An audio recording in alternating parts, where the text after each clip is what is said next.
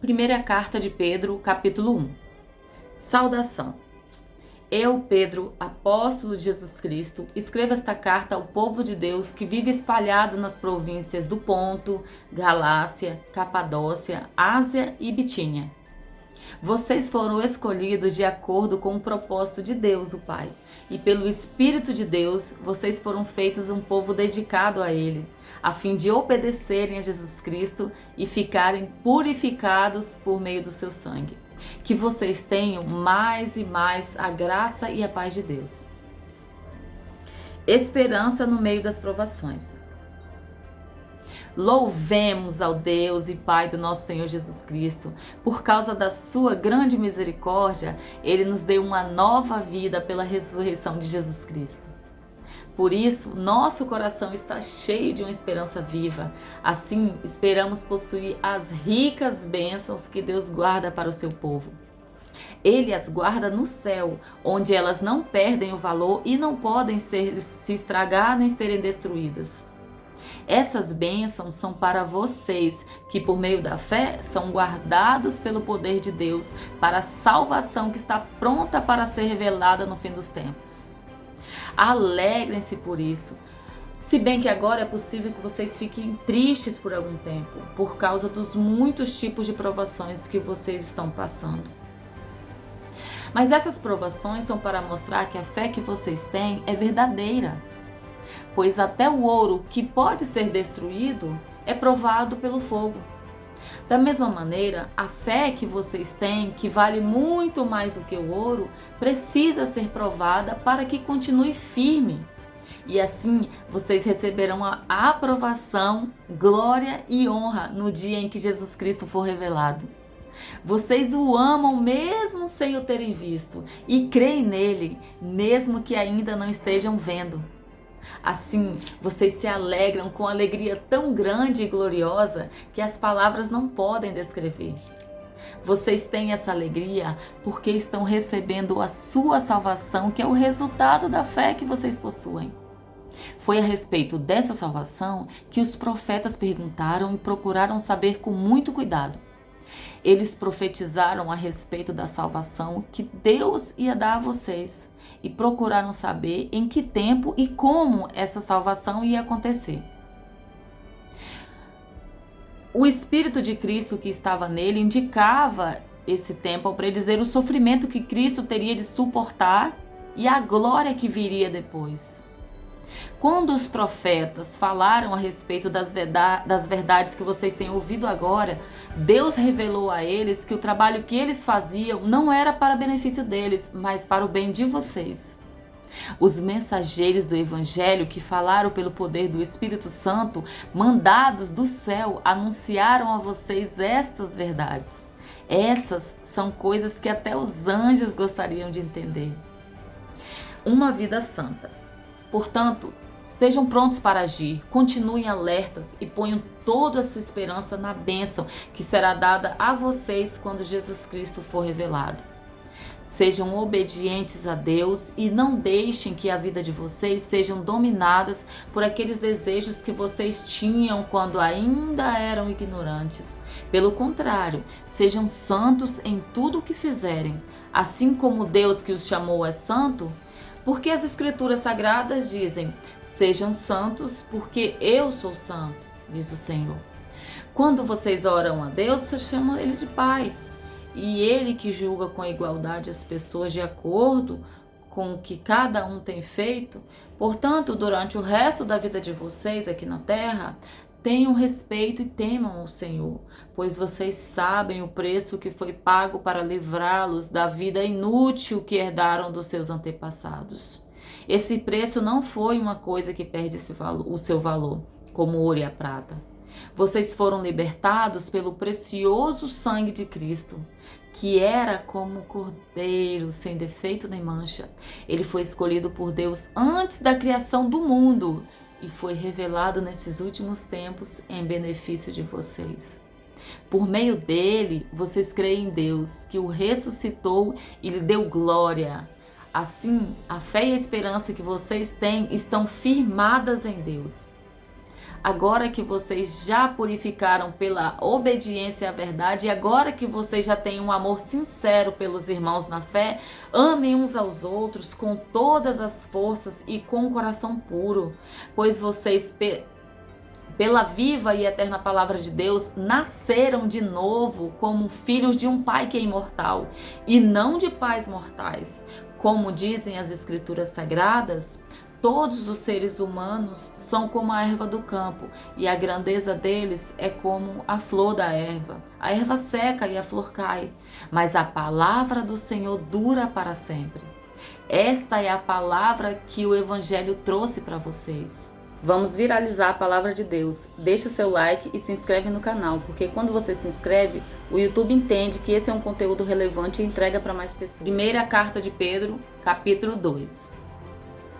A pedra viva e a nação dedicada a Deus. Portanto, abandonem tudo que é mal, toda mentira, fingimento, inveja e críticas injustas. Sejam como criancinhas recém-nascidas, desejando sempre o puro leite espiritual, para que bebendo dele, vocês possam crescer e serem salvos. Pois como dizem as Escrituras Sagradas, vocês já descobriram por si mesmos que o Senhor é bom. Cheguem perto dele, a pedra viva que os seres humanos rejeitaram como inútil, mas que Deus escolheu como de grande valor. Vocês também, como pedras vivas, deixem que Deus os use na construção de um templo espiritual onde vocês servirão como sacerdotes dedicados a Deus. E isso para que, por meio de Jesus Cristo, ofereçam sacrifícios que Deus aceite. Pois as Escrituras Sagradas dizem: Eu escolhi uma pedra de muito valor que agora ponho em Sião como pedra principal do alicerce. Quem crê nela não ficará desiludido. Essa pedra é de muito valor para vocês, os que creem. Mas para os que não creem, a pedra que os construtores rejeitaram veio a ser a mais importante de todas. E em outra parte as Escrituras Sagradas dizem: essa é a pedra que as pessoas vão tropeçar, a rocha que vai fazer elas caírem. Essas pessoas tropeçaram porque não creram na mensagem de acordo com a vontade de Deus para elas. Mas vocês são a raça escolhida, os sacerdotes do rei, a nação completamente dedicada a Deus, o povo que pertence a ele. Vocês foram escolhidos para anunciar os atos poderosos de Deus, que o chamou da escuridão para a sua maravilhosa luz. Antes, vocês não eram o povo de Deus, mas agora são o seu povo. Antes, não conheciam a misericórdia de Deus, mas agora já receberam a sua misericórdia. A conduta do cristão. Queridos amigos, lembrem que vocês são estrangeiros de passagem por este mundo. Peço, portanto, que evitem as paixões carnais que estão sempre em guerra contra a alma. A conduta de vocês entre os pagãos deve ser boa, para que quando eles os acusarem de criminosos, tenham de reconhecer que vocês praticam boas ações e assim louvem a Deus no dia da sua vinda. Por causa do Senhor, sejam obedientes a toda a autoridade humana, ao imperador, que é a mais alta autoridade, e aos governadores, que são escolhidos por ele para castigar os criminosos e elogiar os que fazem o bem. Pois Deus quer que vocês façam o bem, para que os ignorantes e tolos não tenham nada o que dizer contra vocês. Vivam como pessoas livres. Não usem a liberdade para encobrir o mal, mas vivam como escravos de Deus. Respeitem todas as pessoas, amem os seus irmãos na fé. Temam a Deus e respeitem o imperador. Cristo, exemplo para os sofredores. Vocês, empregados, sejam obedientes aos seus patrões e os respeitem, não somente os que são bons e compreensivos, mas também aqueles que os tratam mal. Se vocês suportarem os sofrimentos injustos, sabendo que esta é a vontade de Deus, Ele abençoará vocês por causa disso. Pois se vocês fazem o mal e são castigados, Qual é o merecimento de suportar com paciência o castigo? Mas se vocês sofrem por terem feito bem e suportam esse sofrimento com paciência, Deus os abençoará por causa disso, pois foi para isso que Ele os chamou. O próprio Cristo sofreu por vocês e deixou o exemplo para que sigam os seus passos. Ele não cometeu nenhum pecado e nunca disse uma só mentira. Quando foi insultado, não respondeu com insulto. Quando sofreu, não ameaçou, mas pôs a sua esperança em Deus, o justo juiz. O próprio Cristo levou os nossos pecados no seu corpo sobre a cruz, a fim de que morrêssemos para o pecado e vivêssemos uma vida correta. Por meio dos ferimentos dele, vocês foram curados. Vocês eram como ovelhas que haviam perdido o caminho, mas agora foram trazidos de volta para seguirem o pastor que cuida da vida espiritual de vocês. Primeira carta de Pedro, capítulo 3. A vida dos casados. Assim também você, esposa, deve obedecer ao seu marido, a fim de que, se ele não crê na mensagem de Deus, seja levado a crer pelo seu modo de agir. Não será preciso dizer nada, pois ele verá como a sua conduta é honesta e respeitosa. Não procure ficar bonita usando enfeites, penteados exagerados, joias ou vestidos caros. Pelo contrário, a beleza que você deve estar buscando deve estar no coração, pois ela não se perde. Ela é a beleza de um espírito calmo e delicado, que tem muito valor para Deus. Porque era assim que costumavam se enfeitar as mulheres do passado. As mulheres que eram dedicadas a Deus e que punham a esperança nele. Elas eram obedientes ao seu marido. Sara foi assim. Ela obedecia a Abraão e o chamava de meu Senhor. Você será agora sua filha se praticar o bem e não tiver medo de nada. Também você, marido, na vida em comum com a esposa, reconheça que a mulher é o sexo mais fraco e que por isso deve ser tratada com respeito, porque a esposa também vai receber junto com você o dom da vida que é dado por Deus. Haja assim para que nada atrapalhe as orações de vocês. O dever de fazer o bem. Finalmente, que todos vocês tenham o mesmo modo de pensar e de sentir. Amem uns aos outros e sejam educados e humildes uns com os outros. Não paguem mal com mal, nem ofensa com ofensa. Pelo contrário, paguem a ofensa com uma bênção, porque quando Deus os chamou, Ele prometeu dar uma bênção a vocês. Como dizem as Escrituras Sagradas, quem quiser gozar a vida e ter dias felizes, não fale coisas más e não conte mentiras. Afaste-se do mal e faça o bem. Procure a paz e faça tudo para alcançá-la, pois o Senhor olha com atenção as pessoas honestas e ouve os seus pedidos, porém Ele é contra os que fazem o mal. Sofrendo como seguidores de Cristo. Se de fato vocês quiserem fazer o bem, quem lhes fará o mal? Como vocês serão felizes se tiverem de sofrer por fazerem o que é certo? Não tenham medo de ninguém, nem fiquem preocupados. Tenham no coração de vocês respeito por Cristo e o tratem como Senhor. Estejam sempre prontos para responder a qualquer pessoa que pedir que expliquem a esperança que vocês têm, porém façam com isso com educação, respeito e graça. Tenham sempre a consciência limpa, assim, quando vocês forem insultados, os que falarem mal da boa conduta de vocês como seguidores de Cristo ficarão envergonhados. Porque é melhor sofrer por fazer o bem, se for essa a vontade de Deus, do que por fazer o mal. Pois o próprio Cristo sofreu uma vez por todas pelos pecados.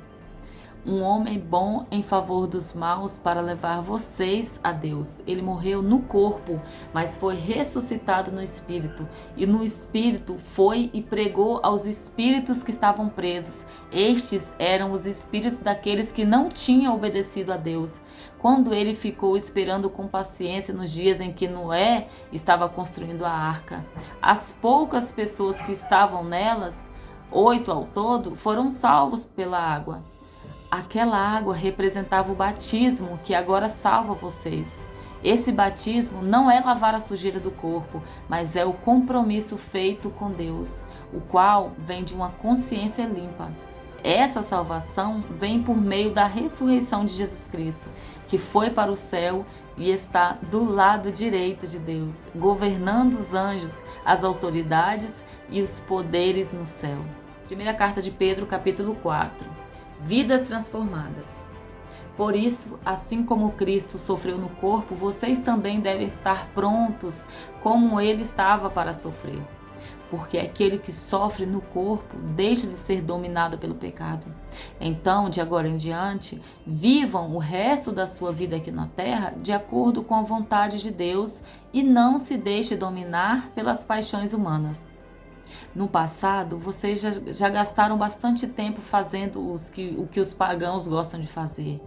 Naquele tempo, vocês viviam na imoralidade, nos desejos carnais, nas bebedeiras, nas orgias, na embriaguez e na nojenta adoração de ídolos. E agora, os pagãos ficam admirados quando vocês não se juntam a eles nessa vida louca e imoral, e por isso os insultam. Porém, eles vão ter que prestar contas a Deus, que está pronto para julgar os vivos e os mortos, pois o Evangelho foi anunciado também aos mortos, os quais morreram por causa do julgamento de Deus, como morrem todos os seres humanos. O Evangelho foi anunciado a eles a fim de que pudessem viver a vida espiritual como Deus quer que eles vivam. Bons administradores dos dons de Deus. O fim de todas as coisas está perto. Sejam prudentes e estejam alertas para poder orar. Acima de tudo, amem sinceramente uns aos outros, pois o amor perdoa muitos pecados. Hospedem uns aos outros sem reclamar. Sejam bons administradores dos diferentes dons que receberam de Deus.